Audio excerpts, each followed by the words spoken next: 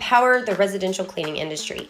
As a co-owner of the cleaning software and a proud owner of a cleaning service for the past 17 years, I'm here to share expert insights, stories, and strategies to help you take your cleaning business to the next level. We'll be bringing on experts, fellow industry leaders to share their experience and tips.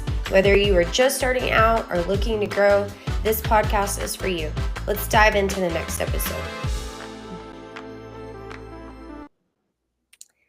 Howdy, howdy. Tuesday high noon. We have a super exciting. I'm sure all of you are excited about this topic, but it's in today's digital world, businesses are really dependent upon their CRMs, social media platforms, aka the TikTok crisis a couple of months back. And what happens when all of those fail you? What are your fraud risks? What account breaches, unexpected outreaches, price hikes? Your business could be left stranded and you not be prepared. So I invited Lippy DeLucian, the expert of all experts in this episode. We're going to really dive into the security threats facing CRMs, social media accounts, how to safeguard your business against instabilities, essentially backup plans for every business owner needs to have in place, and learn how to choose the right CRM to mitigate these risks and ensure that you're never at the mercy of a tech fail. So don't let your business be held hostage. Tune in and let's talk digital security and cleaning. I'm sure we'll fit some cleaning in there as well.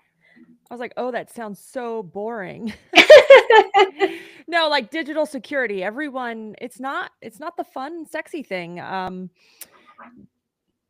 It's kind of like liability insurance. It's one of those things that we pay, and it's not important until the day it is important, right? Until the day you get hacked, and until the day you lose access to stuff.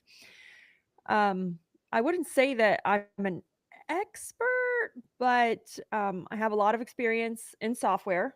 And I've also been hacked a few times.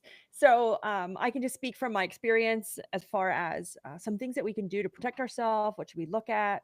So I think this will be a great topic that we often overlook. So I have some great pointers that we can cover. I'm excited. Well, my first thing was, I know there's actually been kind of several specific instances who's popped up lately, but let's just go back a couple months. Let's go back to the outage that all of our kids will remember for the rest of their life, and the 10 hours of TikTok that everyone had to go without.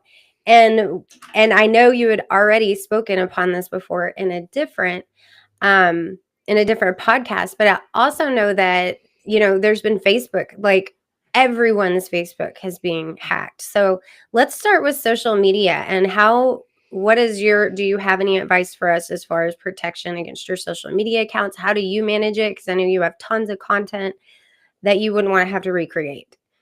Yeah. So there's two aspects to managing this when it comes to social media. There is promoting it, right? We have our business pages, we have our personal pages. Who are we giving access to these pages? If you're using remote staff teams for social media, what kind of liability are you assuming when we give people access to our social media accounts? So that's something that we always want to remember and do an audit of. So if we change marketing companies, if we change graphic designers, going through your social media and making sure that the right people have access. But also a tip that I do is and this is for everything, is I change my password. I change my passwords every 3 months.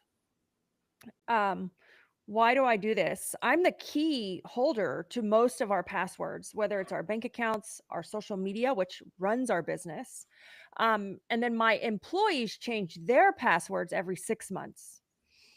And this was something I learned to do years ago to really help with like mitigating risk. And the story comes from because I had my Instagram, my LinkedIn, and my Twitter all hacked on the same day, but they all had the same password. That's how they hacked everything. They hacked everything. I had used the same password across all my social media accounts. So, like, make sure you're not using the same password on all your accounts. Make sure you're changing the password. If you're the key holder, you're the owner, you're the gatekeeper. I change mine every 90 days. I have it set in my calendar on an auto recurring event to change my passwords. And the same thing I have in the company calendar for everyone in our company to change their Gmails, their software logins every 6 months. And Um, how mhm. do you have like a system in which you keep up with all of them when you change them? Like, do you use LastPass? Is that like a thing for you? So I do use LastPass, but everyone in the company besides me stores their passwords and in Google Password Manager. Um, we use that for all of our employees. It works great for us. And then as far as I go, I save all of mine in LastPass. It really helps me because again, I hold the keys to most of the important things. And the other thing I did was I made sure that if um, you guys are going to laugh at me when I say this, I make sure that for two factors. Well, if they hacked your Gmail, then they could get your two factor Gmail. So I cross companies. So like organize it is the email to two factor like Woot Recruit. Oh, uh, nice. so even if you have like a organized employee go rogue, the two factor to get in is actually a different company email, like a completely different email. It's not my company email. It's not the company phone number. If you were texting and we need a two factor for text, I completely changed the two factors so that you never know what could happen. If someone hacks into all your company stuff, they could get access to your two factor essentially. Yeah. And I used to not do that, but Summer's gotten on to me enough to where I'm like, okay, promise I'm going to do it. And by the way, guys, if Libby is a little fuzzy, it's Riverside, but she will unfuzz on the recording when you go back and watch it. So there's nothing wrong Yes. with your camera. No, so Riverside has a small delay, and that's what we're streaming through. Because it's streaming live. But I Well, want to go back to your question about TikTok. yes. So for TikTok, when TikTok went down, I find a lot, and this happened to one of my friends in lawn care as well. He lost his entire YouTube channel and he lost all of his videos and all of his training because somewhere, somehow, YouTube said he violated the terms. And it's a bot that scans it. There's so many things you can do to violate the terms. I had Hmm. my entire YouTube account shut down about 3 years ago. And then when TikTok went down, so many of my residential cleaning friends were panicking because they had put all of their content in there and they didn't back it up anywhere. So where are you backing yours up at? How do you, because it's like creating content is one huge issue that we're all like way behind on. And then actually organizing it and storing it. Like tell me your tricks on how you get that done. I don't even know how Well, you have time to create it, much less store it and organize it. yeah, so it's one of my favorite topics, storing, organizing, and distributing content. Um, so we store all of ours in Google Drive, and that's where we store it. That's where we back it up. We organize Mhm. it using Google Sheets. I did a whole training on it. We organize it in Google Sheets, and then we rank it there as well, like how it did on social media. We backlink it out to the video that's stored in Google Drive and also backlink it to all of the social media platforms that it was posted in. Mhm. Um, so that way, if we know one goes down, one platform we get hacked, we know like where that content was at, where it was at. And I mean, Mhm. we're on like over real 1060 something the last time I looked at the spreadsheet. Mhm. Um, and so we mass produce quite a bit of content and it can be done. It doesn't take much time once you create that process. But at the end of the day, when you're using things like TikTok and YouTube and Facebook, you're giving up the rights to your content if you're not backing it up somewhere. And you just save it to your computer, and then upload it to Google Drive. We don't save it to our computers. We save it You straight just, to Google Drive. sorry about that. Immediately just put it onto Google Drive. Yes. Okay. Gotcha. And Facebook, everything, all the same way. Yes. All of it is stored the same way, and the content is repurposed and it's organized in Drive. We use like a spreadsheet as an appendix so that we can track all of the reels and all of the videos. Gotcha. And as far as any other social, besides changing your password often, backing it up with two different authenticate or different emails from different companies, and then backing up all your data, do you have any other social media security tricks that you could share with us? Just making sure you're using strong passwords and you are being careful with giving your profile out. I mean, I have a team. They have the passwords to my social media accounts. And so I just say, make sure you're doing it with discretion, make sure you change it often. And just make sure you understand the like that liability you're assuming when you share that password with other people. I have, this is kind of maybe completely off topic and not even on it, but you know how sometimes in social media, especially with our business pages, is you have somebody request that they want to join your business page, and you don't have time to sit there and click them and view their profile and see if you have mutual friends. And sometimes they get in and they're not really people, they're more like bots. And I know when I get one, I immediately block them, but that's kind of annoying that you're constantly having to block them all the time. What do you have any advice on that? So you can actually set, at least in your Facebook page, business page, Mm-hmm. be visible to anyone outside the United States. So that can really help bring down the noise of people Facebook messaging you through Messenger, through your business page. You know how we get that like, click here and or you're violating terms of Facebook, like the form or the rebuttal. Those are all scams. The one thing you have to do is teach your office never to click links that you did not request ever. Never click a link. My office is not allowed to click a link. Like, I don't care. You should be getting no links to click. That's somebody else's job. So making sure you teach them, educate them, don't click anything. But you can set your Facebook page to not be visible to anyone outside the United States, which would help a lot. But if you have VAs or remote employees, they would have to have a VPN that they could use. It has a base in the United States. Like all of our remote people use, I think it's a Houston or VPN, Mm-hmm. because then they won't have access to the comment, to answer questions, or to even post. Very useful. I like it.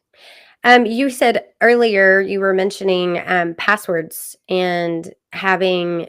I know it's annoying because it would be really nice if my password was Holly123 to everything with a capital H. By the way, it's not. So don't try it.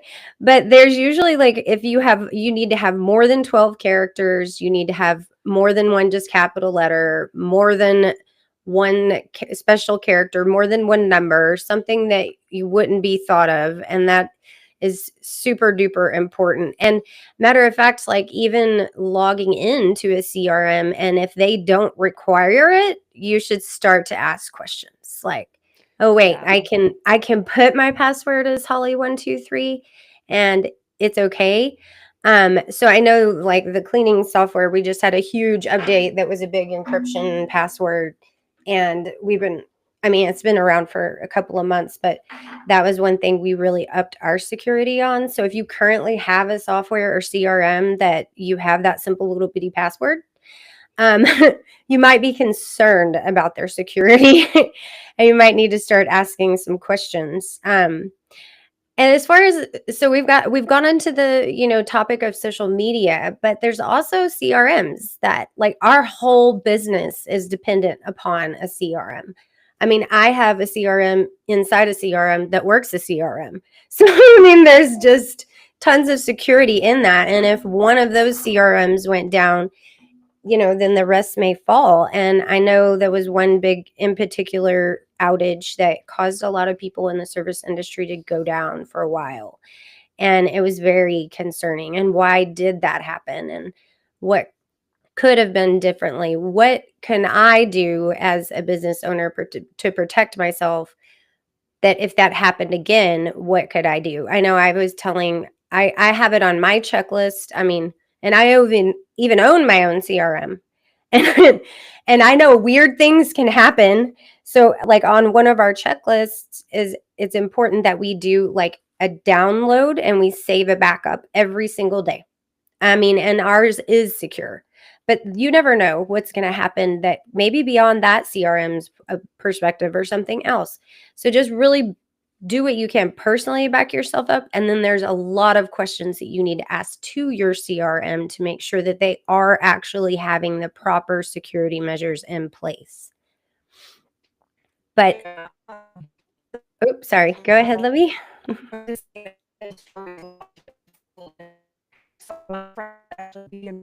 Oop, hold on one second. I think we're having some kind of internet delay. You're frozen a little bit, Libby. Like I can hear every other word. They hear us talking about security, so they're messing with us. Can you hear me now? I can hear you now. Perfect. Okay, awesome. So I would say that, I mean, I was watching that unfold, and I felt bad for my friends and my peers, that I was like literally watching their company just stop, and there was very little they could do about it. Um, and who knows what's happening with that? I don't know. But I do know, as a software owner, and I'm a non-technical founder. So there are technical founders, which are the coders and the developers. There's non-technical founders, which are the people who have the idea that could make enough to get in trouble, but can't necessarily do um, the coding completely to build it out, the development. So I'm a non-technical founder. And what I do know is that, man, it right now to the world of software is like literally anyone can build a software right now. Like there's drag and drop, there's low code, no code builders, there's cheap dev that you could get from offshore and near shore. But cheap dev doesn't mean good either, or secure. There's AIs now building code, and it can build out your code. And so as business owners, we just have to watch and just watch and ask questions as far as the software goes. Because if people are cutting corners, I mean, I have a friend, he built a software, and he used low code, no code platforms, and it kind of collapsed on itself, and they had to go back and rebuild the whole thing. And we just need to make sure that we're asking right questions as business owners, that it's secure, it's stable, they're using great servers, healthy code. I literally bought code from another business owner, because you can buy code if you're trying to accomplish something that was written by somebody else. And we bought it, and it was not very good. We were like, oh my gosh, this is horrible. It's a disaster. Mm-hmm. And so right now, I don't think that, on the outside looking in, a cleaning business owner is going to understand all of that, all of those logistics, all of that security, versus like you see somebody spin up um, like a high level site. And now they're like, I'm a SaaS owner. Um, but, or they're building something on using AI to create the code. I'm not saying it's wrong or right. I'm just saying your typical cleaning business owner just sees that great idea and they want help. They want a solution. Right. And they need to make sure they're asking good questions, and they probably don't even know the questions to ask. So if you don't, ask your peers, ask other people, ask other software owners. Exactly. That was, I mean, obviously I'm the non-tech founder as well. So that when that immediately that happened, I was like, I, from the developers, I'm like, I need a big list of all of our security measures and exactly what we're doing. And I need you to teach me what the heck that means. Like, so I can explain it to other people. So I can educate them on the fact that when they go to look for other CRMs, they need to have an answer for these questions. And that's actually one of the things that the cleaning software this month is doing a really big thing on trust. How do you trust your CRM? And we have a giant document that we are willing to share with you that has all the questions that you need to ask your current CRM that you have. So if you're watching this, that's one of the free giveaways we're giving away this month, if you want to do a demo, or as just like, hey, here's a list of questions if you're going, to demo with somebody else, because there are a lot of people in the market right now, and I just want them to be educated about it when they go out there. Is these are the questions you need to ask those platforms, and do they do this, and that, and then also, what is their price? What is their price clause? Like, can they just triple your price at any moment legally? Like, we need to kind of be thinking about that kind of stuff, like just a list of questions you need to be prepared for to ask your CRM. And so I have this giant package that I was going to ask, and then I realized I can't even read what half of it means. But I do know that the main topics is you need to ask them about their front end security, and that is super important. Also ask them about the backend security. There's two different kinds, the API security, Python notifications, all these things that you're probably not understanding anything at home. Data and security and storage. Where are they being stored? Do they have enough storage? If all of a sudden 100 people signed onto their CRM, would they crash? Like, these are all kinds of questions you got to ask them. The most important one is their payment ID and their payment information security. Drill them about that. Do they have any kind of fraud detection in place, and what program are they using? If they have answers for all these that are rattling right off their tongue and you don't understand what they mean, write them down and then get with some high-tech person who understands what they mean. Do your research on it. It is so, so important. And I think several people and a lot of our friends could be like, yep, that's for sure a real thing right now. But Libby, I know you have you're on for Organize It, which you have a cleaning service, but you Yes. also have multiple things going on. Tell me, like, all the things that you have going on right now, and you're in under your umbrella or under your hat, because there's so many. You don't want to see what it looks like under my hat. Yeah. Of course. Um, so yes, I have Organize It. We have a few locations. We do professional organizing and residential cleaning. Um, Mhm. I am working on. So I've always been certified and certified our organizers at a using an outside organization, and we're creating our own certification for our organizers. I'm super Mhm. excited about that because it's going to contribute to me expanding to multiple locations. Mhm. Um, and I own Woot Recruit, which we're a recruiting solution, and I own Sell Convert Clean, which is a quoting tool for residential cleaning specifically. And I am writing a book. Well, I'm done writing, but we're launching a book very, very soon. Very excited about the book. Um, but I am on for Organize It. And Holly asked me, who do you want to represent today? I said, Organize It. Why?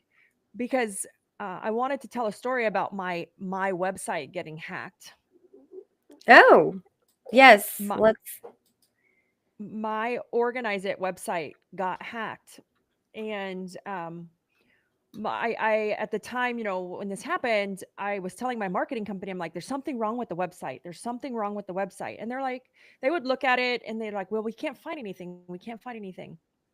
And it got worse and worse. So being hacked necessarily didn't just happen overnight. There were things that when people would click on my pages of my website, it would take them somewhere else. So it was a very slow, not super slow, but not like they didn't just take it and hold it hostage. And what they did was they hacked into particular pages of my website. And my marketing company, because it started with the blog page, and we could not figure out, they couldn't figure it out. And we were like, what is going on? So Chris, my husband, who's the CTO of Sell Convert Clean and Woo Recruit, dove in, and he launched a software. He launched a like a cybersecurity software on our website, and literally you could see the bots crawling all over my website, like they were infested with like ants or like cockroaches. Like they were trying to hack in because the site had been compromised, and they were trying to get in. And That's crazy. some of them got in, but I want to tell everyone what happened and how they got in. So we hire marketing companies to write our blogs, right? And how they got in was I had asked the marketing company, hey, comments on the blogs, should we allow them? Should we turn them on? Should we turn them off?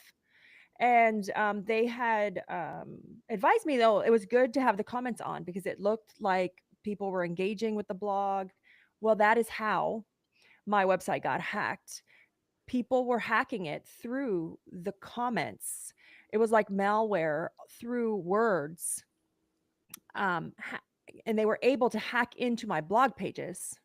And once they were in the blog pages, they were trying to take over the actual website itself. And what were they going to do when they got the website? Hold it hostage, I'm sure, for a decent amount of money.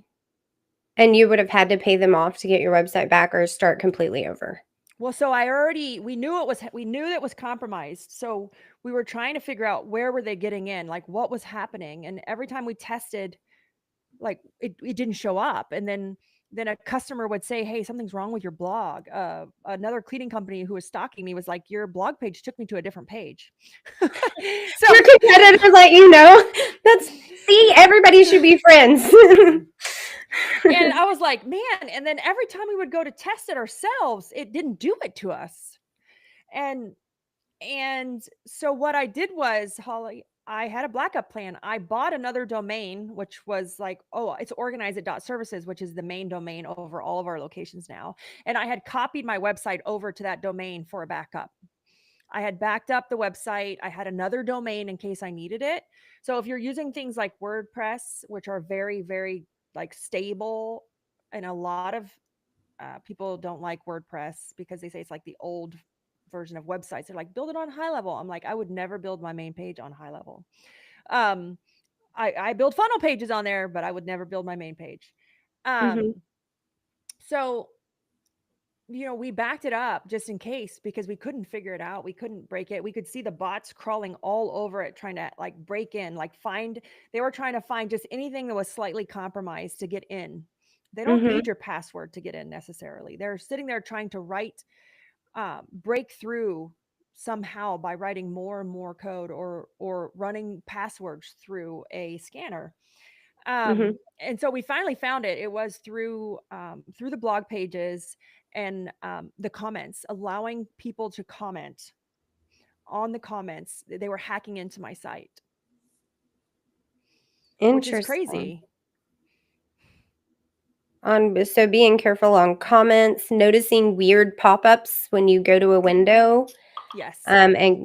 And then a lot of times making sure that people are letting you know. I was just sitting thinking about a website I was visiting yesterday, and I kept getting some weird pop-up where I'm like, gosh, leave me alone. And then it even what the scariest part is and that's why I feel so bad for like the elderly of America today, because you'll go to check out of something and it'll take you off to a different page, and you always need to be looking up like at the URL and making sure that you didn't just get shifted into a totally different site. And so you're thinking you're putting in your credit card to purchase your, cool new hairbrush, and you're not. You're like signing up to sign your life away on some other site. So like being very careful of those pop-ups is where they're getting you for sure. The Hollywood Cleaning Services is my LLC name, but we operate under, I also have a cleaning service called Maids and More. And the other day, I'm starting to get all this LLC paperwork in the mail and a credit card from Bank of America because your tax ID and your company name is out there and it's public. And a lot of since COVID, which I think a lot of us are seeing now, is all the security measures went down because nobody can go in person to show your actual ID or to open up a bank account. So I had 4 different bank accounts opened under my LLC and my name without ever having even given permission or been in there. I'm like, is there not some type of ID? Well, since COVID, you can just sign up online. So there's tons of bots just crawling around and making all these bank accounts for people without even having to put an address in. So it is super important that you have all those, like put on all of the debt, what are they called, I can't think of it at the moment, like the debt security services that you can pay for so you're notified this second. That's not only for your business but personal. And then keep an eye on all of the websites and the pop-ups and what Libby was saying. It's just the scammers out there are crazy right now. And I personally feel really bad for the CRM that went down the other day and is having so much issues. I feel bad for them because but you know what? Like the second it happened, TCS went into like straight over gear on stop everything we're doing, security, security, security. So I think just making sure you're pressing that with everybody is a really important topic. And I'm not glad it happened to them, and I'm sorry it happened to them, but I definitely took note from it, and we got our butts in gear to make sure that could never happen to us. So, Um, mhm. I think something really important that needs to be said is yes, changing passwords often is super simple, but we forget. So putting that reminder on your calendar, especially for my owners, every 3 months, change that every 90 days. But Mhm. also pay attention to your emails. I mean, for the love of God, some of you guys have like 32,000 unread emails.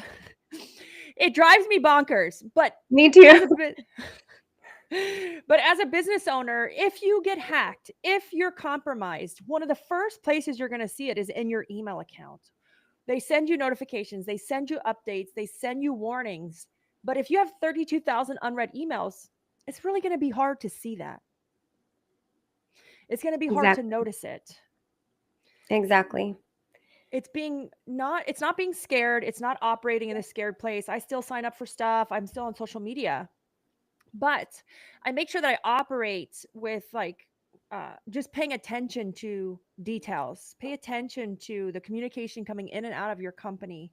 um, Teach your office staff. Like that was the first thing I did is I taught my office staff, hey, anything you're not sure about, forward it to me. You're not allowed to click on any links. I don't care. Like I don't care where they come from. Exactly. And even the um text message getting, because there's bots that just run through and text every number and whatever combination that they can find, and they just want you to click on those links and do not click on them. Reply, and if nobody replies to you, or if you're confused, be like, "I'm sorry, who are you? And do you know my aunt's name?" And nothing happens, yeah. just over. If you're questioning, but never just click it. Don't click it. I heard so many poor elderly stories with it as well. That's so sad. And I know y'all are just so pumped about this topic. Is I don't see anybody asking any more questions. Have you had any questions lately that are brought up to you individually that we haven't already answered that you feel Well, need I to be mean, addressed? a lot of people private messaged me during the issue going on with one of the CRMs. A lot of people messaged me about, hey, what do I think? What should they do? Should they move on? Should they stay? Should they wait? Um, and you know, I uh, I gave advice on what I felt it was, because it was taking a while. And but mainly the advice I gave was, um, you can't sit here and wait. It's like you can't wait because you can't even operate. Mm-hmm. And so, my advice to anyone who is going through this, if there's, is that you can't wait. We we are, and I'm going to say this as cleaning business owners, I feel like we're SaaS companies. And so SaaS is a software, right? It's a software as a service. But learning SaaS and learning software and any software that's a monthly subscription is a SaaS. So your CRMs, your Zoom accounts, right? Your Google Drives, they're SaaSes. But I Mm-hmm. say we're a service as a service. Like we're software as a service still because we need software to Mm-hmm. run our cleaning companies. We cannot do the scheduling. We cannot process credit cards. We cannot communicate with our cleaning technicians. We are a service as a software because we're so powered by software. And you just need to make sure that you have a backup plan if your CRM goes down. Any one of ours can go down. Like, I don't care if we have the best security in the world. When some of the Amazon servers like glitched for a minute, like it's down for 5 minutes. It's Yeah. down for, um, And and so that's what's, go ahead. normal. Like there's no, Mhm. even Netflix goes down. There's gonna be things that happen. And even in all softwares, you're gonna have glitches. But I'm if it's 5 minutes or less, they're on it. That's gonna happen. But Yes. the total Oh, breaches is the scary part. it's the scary part. So I haven't had to deal with this Mhm, personally, like with my CRM going down for, I think they were on 2 or 3 weeks now. mhm. But one thing I have had to deal with is not being able to access my CRM because of uh, like when we had hurricanes here in Florida. So we have a plan where we back up our software and we communicate through email with our employees and our customers. And so just have a plan. Say, if my software goes down, what's my plan? Does my software back up every night? If it doesn't, am I going to back it up every night? Because you never know when it's going to go, when these things happen and all of a sudden we can't operate anymore. So that's a Right. huge liability. And then Yeah. looking at cyber insurance, if that happens to you, do you have insurance to help cover the loss of revenue? I didn't even know cyber insurance was a thing. Yeah.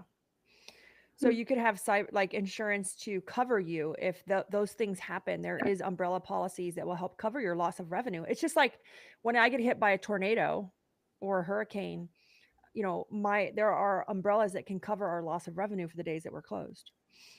Yeah, I remember that crazy AT&T outage like not long ago where it was like the entire world didn't have AT&T for like 5 months or like I don't know, it was like 5 hours.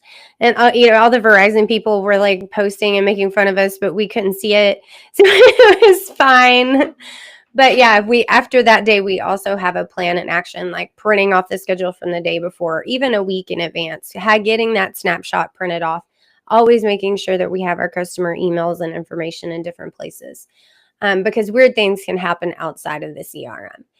And then also, I think a lot of times we sense these things coming on, um, and we maybe don't feel a little comfortable. But here's another thing that gets us is, oh, they doubled or tripled my prices, or oh, it's always going down, but I can deal with it. Why? Because everyone thinks it's so it is. It's not comfortable to have to switch a CRM. It's just not. You're gonna have a learning curve. You're gonna at least to give the new CRM at least 90 days to work through just the different thought processes. And if you're changing CRMs to go to another CRM that looks exactly the same as the other CRM, you're probably wondering why you did it anyway. But, just getting used to the new CRM. So I know for us to help out, the cleaning software is personally passing out all the security information of like a list of questions that you need to be prepared to ask CRMs, whether it be us or a different one. So we're giving that out this month as well. And then we just, there's so many people in pain right now needing to get on something, even if it's a temporary fix that will get them through. And we're doing free onboarding right now. So look, and it doesn't have to be a disaster to get switched over. It really isn't that hard. And I think the fear of not switching over keeps people stuck in the same situation they are. So for us this month, our concentration is trust. And within that trust, I'd have to relook at my social media posts because I had a heck of a blooper trying to remember what it all stood for.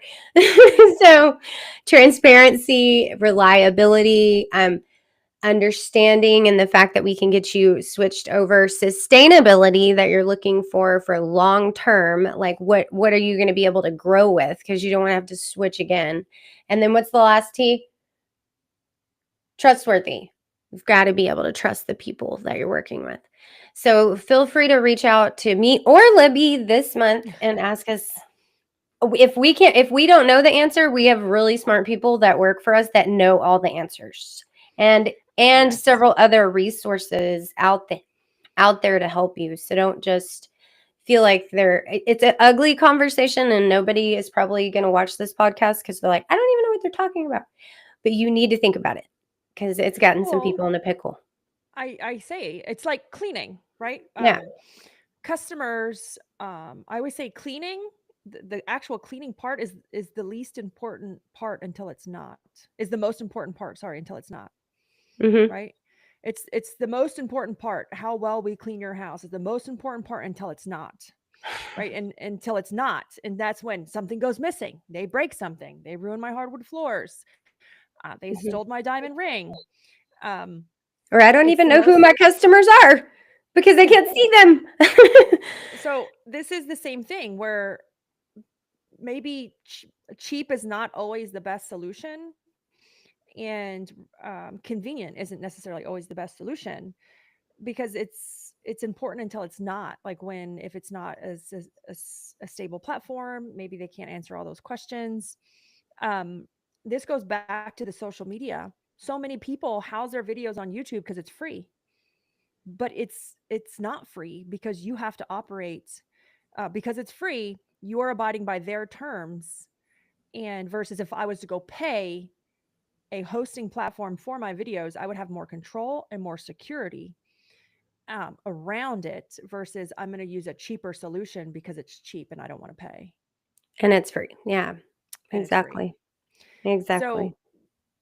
So, it's this is not an important topic until Till it it is, until it is. is. Um, Right. and I think as cleaning business owners, many cleaning business owners struggle with tech. Hmm. Um, it's just one of those things where our industry isn't as tech savvy as maybe some other industries. And I love trying to help and educate and teach on, like, hey, how can we use tech better? How can we make things faster, easier, more scalable? Because it doesn't have to be so hard. Yep. I think me and you could go on for about like, I feel like I repeat myself and I hear you say it a lot too. How do you scale? I get that question a lot, because Maids and More is on our way to, like, we had set some heavy goals. So we're, hit 8.6, but now we're ascending to 10 this year. Like, it's our mission. Like, that's what we're doing. How do you do that? I don't make things overcomplicated. We keep it simple, and then you can scale. Overcomplicating, making it things harder than it needs to be, treating people, like they're your family, and keep it simple. And me and you, I hear us say it all the time, and it doesn't have to be complicated. It really doesn't. Yeah. Also check your CRM too. This is another thing that frustrates me about CRMs. If you one of the biggest questions is tech support. Like, if you're on your CRM and you have a question and you can't get to an answer because, one, you can't get anybody on the phone, two, you're talking to a chatbot who keeps giving you the same answer. That's probably, not a good idea, because what if you have a serious question, you don't hear back from them for like 4 days later? That might not be a security question you need to be thinking about, but it's definitely a question you need to be asking, because when you need help, are you going to be able to get help? And from maybe sometimes a real person if you're not real techie. And so that's on a list of all of our other questions. So, well, thank you, Libby. You have a busy week ahead of you. Well, most of the time we'll all see everybody at CBF Live, and then you're off to Mexico for a while, right? Yeah, for 3 weeks. I'm super excited. I am Make her jealous. so, uh, Woo Recruit was made as a completely 100% remote team. So Slack, we call Slack our office. Um, we're a remote team, and we've actually never met any of our employees in person. So we're flying them all to Mexico City so that we can all meet for the first time. So we're doing a 2-day retreat. We're learning and growing, and then the third day we're going to all go have fun together. Can I be in your suitcase? And then I'm staying for 2 more weeks for a vacation. That's what I was thinking. Our company retreat is actually coming in April. Is it May? May or April? And we're going out to like a big ranch in Texas, and I'm teaching them how to do all the pistol toting redneck Texas stuff. So we're excited about that. So I think retreats are great. It's important to bond as a team like that. And we'll just keep talking for a little bit just in case this doesn't cut off on live stream, and I'll confirm when it does. But thank you I'm guys. watching it too. Okay, good.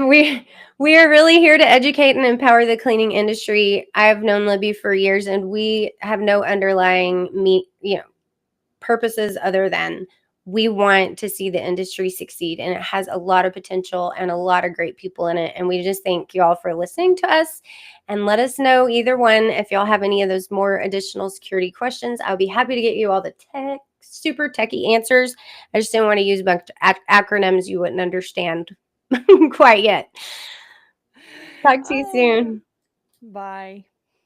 And we're going to fake talk because it's probably still going to So go I live. remember when I first started my first software,